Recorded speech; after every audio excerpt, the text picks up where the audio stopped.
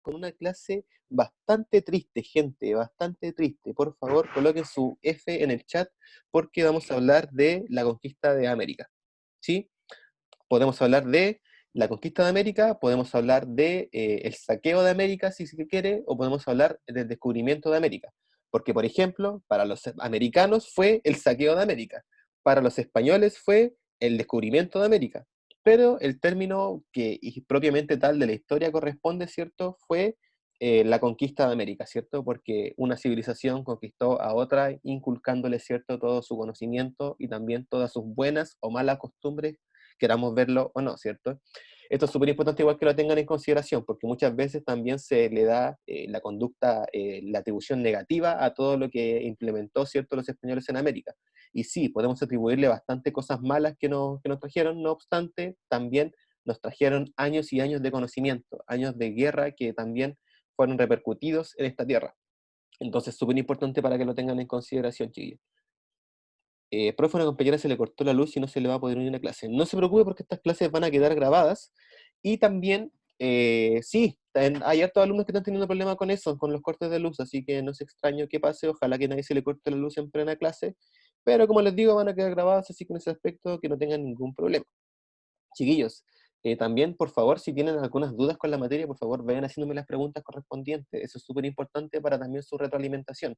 Y de hecho, vayan preparándose porque para la próxima clase vamos a hacer un debate entre quienes están a favor de la conquista de América y quienes están en contra de la conquista de América. Así que vayan buscando en internet ventajas y desventajas de la conquista de América porque yo voy a actuar de mediador y voy a hacer algunas preguntas, las cuales el bando que esté, a ustedes se les voy a asignar yo también, ¿cierto? Al cual el bando a ustedes les correspondan, ustedes tienen que responder y tienen que defenderse, para que vean que vamos aquí, vamos a digerir y también vamos a filtrar muy bien lo que fue este proceso de la conquista de América. Y este proceso de la conquista de América, jóvenes, parte con un acontecimiento que para mí es el más importante del Renacimiento, porque tenemos que tener en cuenta que también estamos viendo el Renacimiento, que fue la caída de Constantinopla. ¿Cuándo fue la caída de Constantinopla? No me acuerdo muy bien. Por ahí en el 1460, por ahí. Pero esta caída de Constantinopla, chicos, tomada a mano de los turcos, ¿cierto? Cortó las rutas comerciales, como por ejemplo la ruta de las especies, la ruta de la seda, las cuales, todas las rutas comerciales que conectaban Europa con Medio Oriente y con China y Asia, ¿cierto? Entonces, ¿qué pasó cuando llegaron los turcos? Los turcos empezaron a cobrar muchos impuestos, impuestos carísimos, los cuales no podían pagar ningún país europeo, ninguna monarquía europea. Entonces, por lo tanto, se empezaron a producir nuevas rutas, o sea, la gente empezó a buscar nuevas rutas comerciales para establecer comercio, ¿cierto?, entre las Indias y entre Europa. Por su parte, Portugal, ¿cierto?, con Vasco da Gama, bordeó toda la parte sur de África, ¿cierto?, recorriendo ahí a medida que iban avanzando hasta llegar a las Indias y encontrar una nueva ruta a las Indias para bordear la caída de Constantinopla. Ahí está todo conectado, por eso yo siempre considero que la caída de Constantinopla es el acontecimiento más importante del Renacimiento. Entonces, eh, los Vasco da Gama, ¿cierto? Y con el Reino de Portugal descubren esta nueva ruta comercial, ¿cierto? Para las Indias, pero también producto del Renacimiento, producto del humanismo, producto del el apogeo de la ciencia que se estaba dando en las ciudades italianas, todo lo que tú queráis, eh, se estaban generando nuevas teorías, ¿cierto? Y producto de estas nuevas teorías también, ¿cierto? Se estaban generando nuevas técnicas de navegación. Por ejemplo, se estaba creando el sextante en esa época se estaba creando la brújula, se estaba creando el sextante, la brújula, se estaba creando el telescopio, ¿cierto? Entonces se estaban creando nuevas técnicas de navegación, los cuales las tierras que se encontraban en la península ibérica, principalmente España y Portugal, las aplicaban en sus técnicas de navegación, porque los tipos eran secos con el mar, porque eran los que vivían más cerca del mar, por cierto, por lo tanto, eran los más secos en ese aspecto. Por eso Portugal también descubrió esa nueva ruta por África. Pero como les digo, se empezaron a desarrollar unas técnicas de navegación, ¿cierto? Y también se empezaron a generar nuevas teorías sobre la Tierra. Se empezó a dejar de creer que la Tierra era plana y que la Tierra era redonda. E incluso algunos más osados, algunos más atrevidos, se atrevían a calcular el diámetro de la Tierra. Entonces Cristóbal Colón, el pana Cristóbal Colón, como que estaba leyendo todo eso, así como que decía, así que la Tierra podría no ser plana.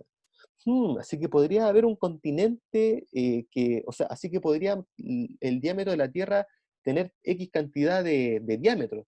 Entonces yo, como soy un hábil navegador, podría recorrer la Tierra en X cantidad de días. Ya, estamos listos. Tengo listo el proyecto, tengo listo la empresa, se la voy a presentar a la colonia de Portugal, porque los tipos tenían más plata en ese momento porque habían descubierto la nueva ruta comercial, por lo tanto se habían hecho más millonarios que la corona de España, ¿cierto? Entonces le presentaron el proyecto a la corona de Portugal, primero Cristóbal Colón. ¿Y qué le dijo a los panas de Portugal? Le dijeron, no manito, aquí no hay, no le vamos a aceptar su proyecto. Entonces Cristóbal Colón le rechazaron el proyecto en Portugal, ¿cierto? Y se lo fue a presentar a la corona española. Y la corona española le dijo, ¿sabéis que igual ya tiene sentido de que la Tierra no sea plana? Tiene sentido que tenga tal diámetro, te vamos a apoyar. Entonces ahí comienza la financiación de la conquista de América. Todo por encontrar una nueva ruta a las Indias, porque eso era lo que generaba plata. Eso era lo que generaba dinero y eso era lo que generaba la riqueza en las naciones. Entonces, súper importante que lo tengan en consideración eso. Todo esto parte por la caída de Constantinopla, porque sin Constantinopla no había comercio y había que buscar nuevas rutas. Y ahí Cristóbal Colón, debido a las nuevas teorías que se habían generado producto del Renacimiento, ¿cierto? Tenemos que recordar que Nicolás Copérnico, ¿cierto? Ayudó ahí al sistema heliocéntrico. Tenemos que recordar que Galileo Galilei ayudó, ¿cierto? A la creación del telescopio, ¿cierto? Entonces, se fue todo mezclando, ¿cierto? Todo se fue conectando para que Cristóbal Colón llegara a América y lo hizo y lo consiguió, ¿cierto? ¿En qué año lo consiguió? Soy pésimo con las fechas, chicos, lo siento, soy un profesor de historia que no se sabe mucho las fechas, pero 1492 creo que fue la conquista, el descubrimiento de América, para no ser europeo, ¿cierto? ¿Hay algún cibernético, por favor, amigo, que lo busque en internet? Pero entonces ya, este man llegó, ¿cierto?, a América, principalmente llegó a la isla de las Antillas. ¿Cuáles son las islas de las Antillas? Son pequeñas islas que se ubican en Centroamérica. Cuba, Puerto Rico, Santo Domingo, La Española, ¿cierto? Son islas que, las primeras que se llegó a América. Entonces, el tipo llegó, Cristóbal Colón llegó a América, ¿cierto? Llegó principalmente a La Española, por eso se le llama La Española, ¿cierto? Y ahí fundó una escuela de conquistadores. Toda la gente, tenemos que recordar que la gente que venía de España hacia América eran los hidalgos. Los hidalgos eran gente pobre, ¿cierto? Pero que eran pobres, pero que tenían cierto estatus social como, eran nobles pobres, ¿sí? Era como nobles pobres, su nombre lo dice. Entonces la gente, mucho texto, bueno, ahí está, muchas gracias por las fechas, estimado. Entonces, se llegaba a esta isla española, ¿cierto?, en donde los conquistadores, ¿cierto?, los hidalgos, se nutrían, ¿cierto?, del conocimiento necesario para poder conquistar y se lanzaban al continente, ¿cierto?, a conquistar. Hay que destacar, chicos, yo creo que es súper importante también que Cristóbal Colón fue súper valiente en lanzarse a mar abierto, porque ya, como que todos podían sospechar de que la Tierra no era plana, pero nadie se había atrevido a averiguarlo. Entonces igual tiene su mérito.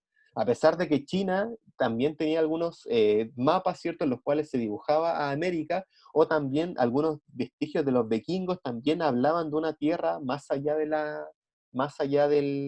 mar que se observaba desde Europa.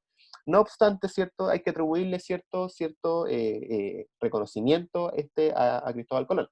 Súper importante. Entonces, la conquista del continente americano a simple vista podría parecer como una operación militar, organizada, centralizada y protagonizada por grandes ejércitos y batallas espectaculares. Pero, excepto en un par de casos, no fue así.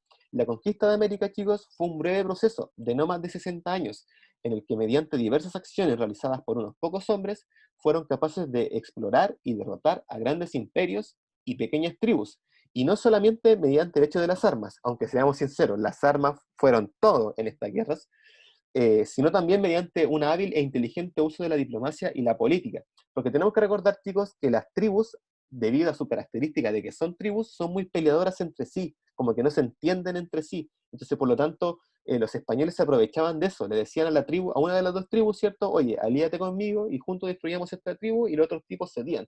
Pero en verdad los que no se daban cuenta, la otra tribu que se aliaba con los españoles, y que a los españoles no les interesaba aliarse contigo, sino que querían seguir conquistando toda la tierra. Entonces los tipos también fueron inteligentes en ese ámbito, también fueron inteligentes en ese ámbito. A la vez que se conquistaba, se colonizaba mediante una ingente fundación de municipios, instaurando las leyes castellanas y creando instituciones políticas propias. ¿Ok? Lo queramos o no, Europa nos llevaba muchos años de administración. Ellos tenían condados, tenían regiones, tenían de todo, ¿cierto? Y aquí en América simplemente teníamos imperios. Entonces, nos llevaban años de administración política, súper importante también para que ellos también fueran conquistando territorio a medida que iban avanzando a través del continente.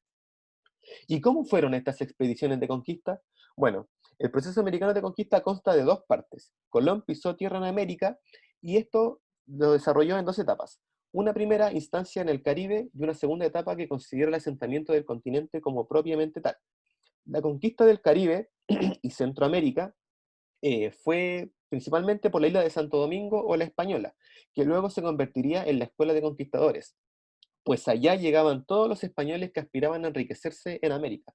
Se constituyó en el foco de las expediciones hacia otras tierras, como Jamaica, realizada por Juan Esquivel, Puerto Rico, sometida por Ponce de León, Cuba, conquistada por Diego Velázquez, Panamá, cuya conquista se confirió a Diego de Nicuesa y Alonso de Ojeda, mientras que sus hombres eligieron como gobernador a Vasco de Núñez en Balboa, y también ellos fueron los descubridores del Pacífico, los conquistadores del Pacífico más que los descubridores. Pero muchos nombres, mucho texto, no me interesa que recuerden ese primer proceso de conquista. Lo que sí me interesa que se memoricen fueron la conquista del Imperio Azteca y la conquista del Imperio Inca. La conquista del Imperio Azteca se dio de la mano de Hernán Cortés, y la conquista del Imperio Inca se dio de la mano de Francisco Pizarro y Diego de Almagro. Esos sí son más importantes, porque eran los imperios más grandes que podíamos tener en ese momento, por cierto, los otros eran como tribus más pequeñas. Entonces, más que nada por eso. Dame un segundo. Bien, la conquista del Imperio Azteca, el gobernador de Cuba se la confirió a Hernán Cortés, el mando de una expedición con el objetivo de conquistar México, quien desembarcó en las costas de México y fundó la ciudad de Veracruz, ciudad cierto que hasta el día de hoy sigue imperando en México.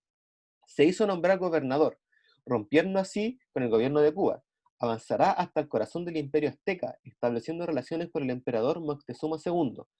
Chicos, en México principalmente a Moctezuma II como que se le tiene un sentimiento de amor y odio. ¿Por qué? Porque Moctezuma II fue el último emperador del Imperio Azteca, lo cual por lo tanto muchas veces los mexicanos como que le confieren todas las cosas malas que ocurrieron de ahí en adelante con el proceso de conquista, ¿cierto? Él podría ser el responsable de toda la muerte de su propio imperio. Por lo tanto, sí, se le puede odiar mucho, pero también no era algo que él podría también haber hecho algo al respecto, como vamos a ver más adelante, la guerra que se le aplicó a los indígenas era total y era devastadora. Entonces, él quizás también salvó vidas entregando el imperio a los españoles, que en verdad mató vidas no entregando el imperio. ¿Se entiende? Es una dualidad y es algo que uno también tiene que saber ver. Por ejemplo, en México también se le tiene mucho recelo a las malinches.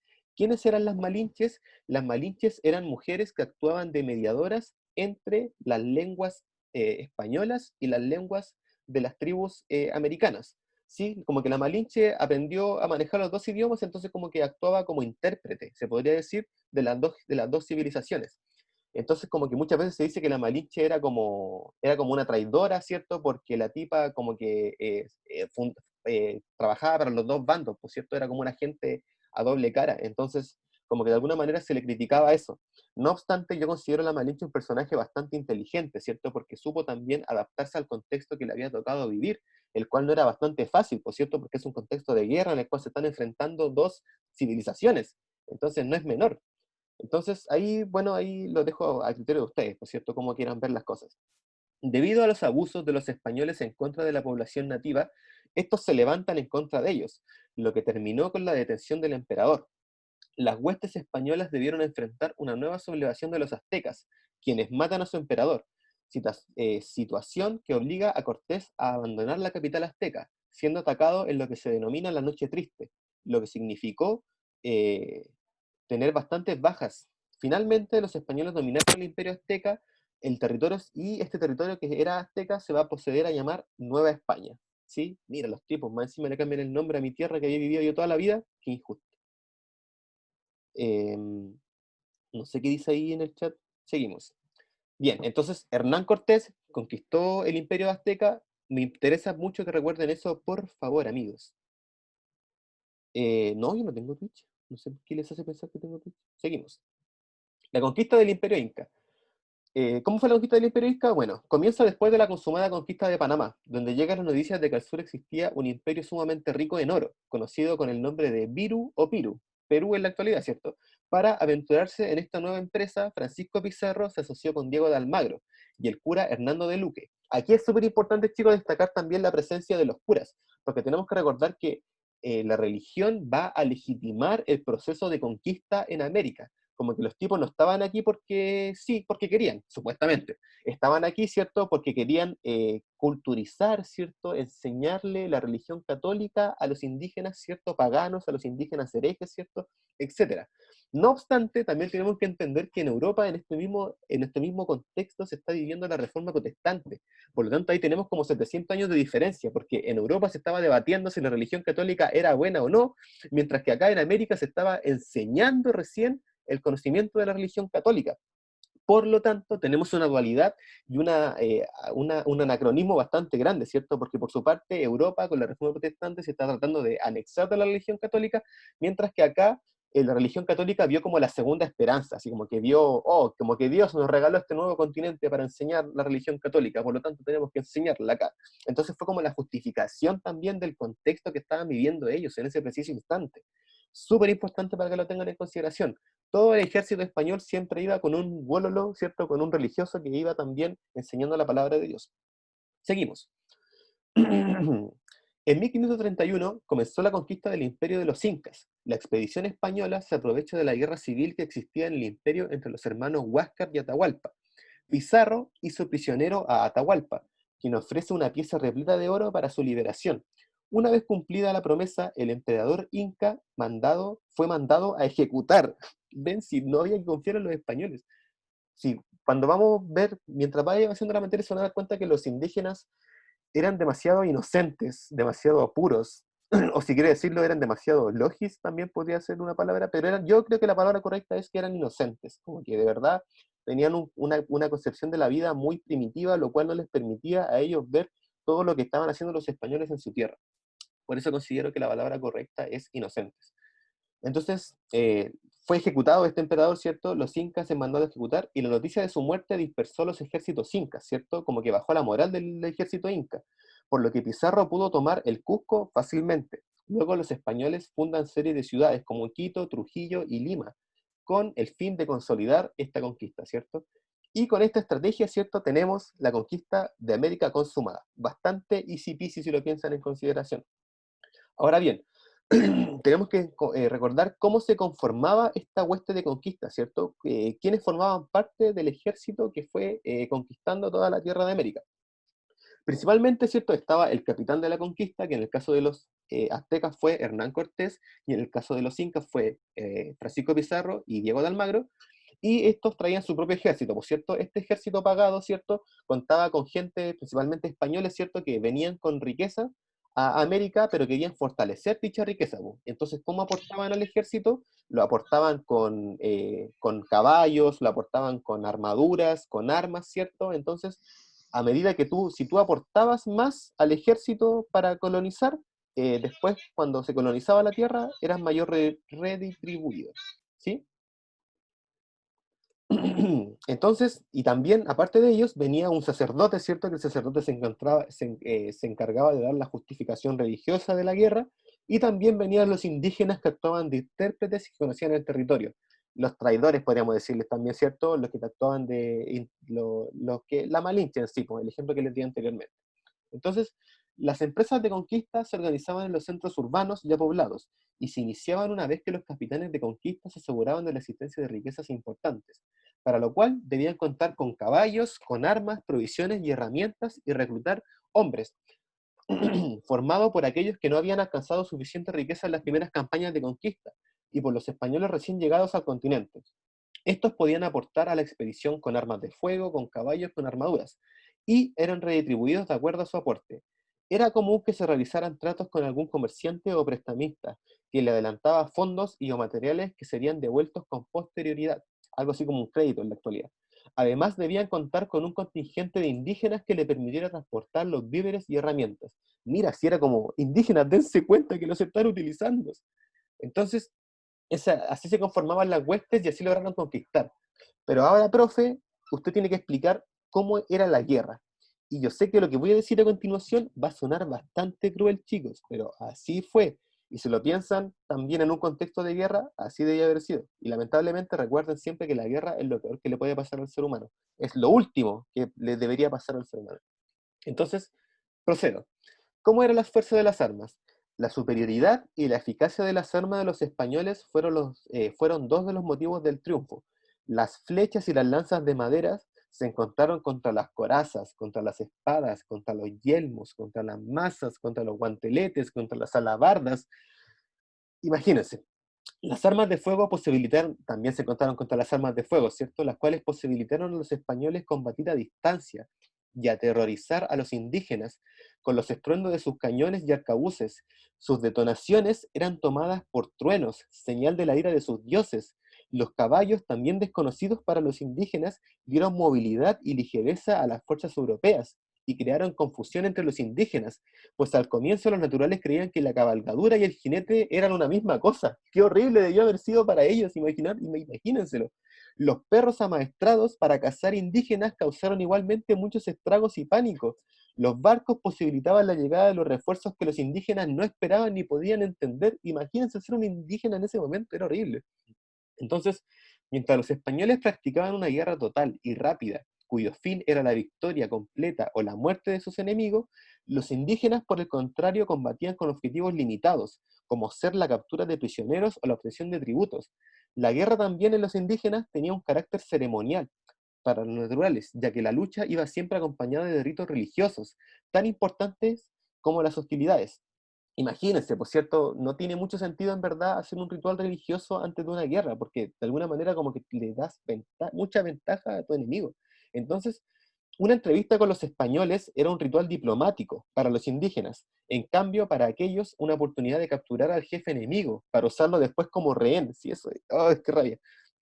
Cómo se puede apreciar la cultura de guerra practicada por los indígenas otorgó considerable ventaja a los españoles. Y yo creo que todos estamos de acuerdo con que le otorgó considerable ventaja a los españoles, ¿cierto?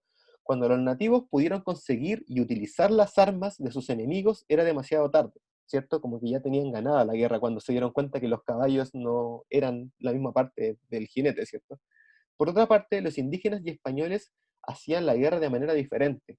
Los aztecas peleaban una guerra limitada, frente a frente y de pie a pie.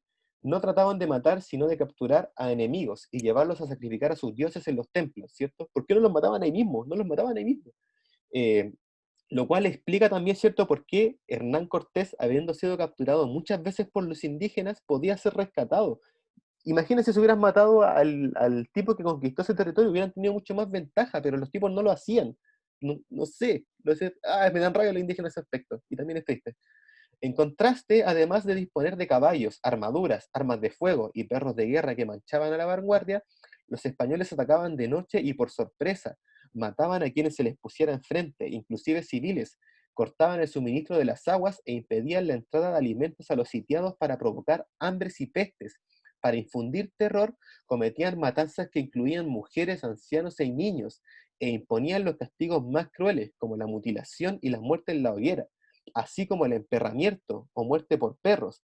Asimismo, fomentaban y permitían las más sanguinarias venganzas de sus aliados sobre los aztecas, y para protegerse se hacían rodear de ellos y sus monturas de guerreros indígenas aliados, de modo que estos escudos humanos explican la baja mortalidad de los españoles. ¿Se dan cuenta? ¿Se dan cuenta de todas las atrocidades que ocurrieron ahí? Y lamentablemente esas atrocidades ocurren en un contexto de guerra. Y lo queramos o no, la guerra es así, es vencer o ser vencido. Entonces, es triste, y es súper triste ver la desigualdad que hubo entre las ambas potencias que se encontraban en guerra, las cuales hasta el día de hoy podríamos decir que sigue habiendo una desigualdad entre, por ejemplo, el pueblo indígena mapuche y el pueblo chileno que domina, ¿cierto? No obstante, no considero que el pueblo indígena sea considerado una nación. Es un debate, ¿cierto? Ahora bien, chicos, eso fue un poco este contexto de guerra que se enfrentó entre indígenas y españoles. Como les digo, es bastante cruel y es bastante cruento si lo tienen en consideración. Pero no solamente podemos decir que las armas fueron el triunfo de los españoles, la religión y también la diplomacia también afectó. El triunfo de los españoles sobre los indígenas no solo dependió del poder de sus armas, A esto habría que añadir la astucia y la habilidad política con la que los conquistadores lograban dominar e enemistar unas tribus con otras. Si ese es el problema, chicos, cuando uno no tiene una civilización formada tan avanzadamente como la tenían en Europa, las tribus se pelean. Y debido a eso es que también que las tribus eran muy como cerradas, como que no querían hablar con más gente, siendo que hablar con más gente les permitía a ellos tener una superpotencia mucho más grande, ¿se entiende? Entonces, también las tribus, al tener enemistades constantemente con sus otras tribus, era más fácil para los españoles dominarlos, sí, porque se daban cuenta de eso, pues, como que los tipos decían, mira, estos tipos se están peleando entre ellos, lleguemos nosotros y dominémoslos, y fue así, pues, ¿cierto? Entonces, en el caso de los incas y los aztecas, estos habían logrado su dominación sobre poblaciones muy heterogéneas, integrando al conjunto de diversas formas. Los españoles lograron, con mucha habilidad, avivar el resentimiento de los subyugados, que vieron la oportunidad de aliarse con el recién llegado para vengarse de sus opresores, ¿sí? Como que las tenían todas de ganar, en verdad, si lo piensas, chiquillos. No hay una segunda interpretación en ese tema. No obstante, las atrocidades que cometieron, ¿cierto?, son absolutamente condenables y no deberían volver a ocurrir jamás. Chicos, esta ha sido la clase de hoy. Espero que les haya gustado. Yo sé que esta materia, por eso les pedí que hicieran una F al comienzo, porque sí es bastante cruel. Por favor, los que no hayan colocado su nombre en el chat, por favor, quiero que lo coloquen para tenerlo en consideración en la lista, por favor. Y eso principalmente. La próxima clase, como les digo, voy a asignar a dos grupos en los cuales vamos a tener los defensores de la conquista y los que están en contra de la conquista para que veamos las ventajas y las desventajas que produjeron en esta conquista. ¿Ya? Súper importante. Todavía no instalé el Valorant, lo voy a instalar posteriormente. Pero eso no tiene nada que ver con la materia. ¿Ya? Tengan en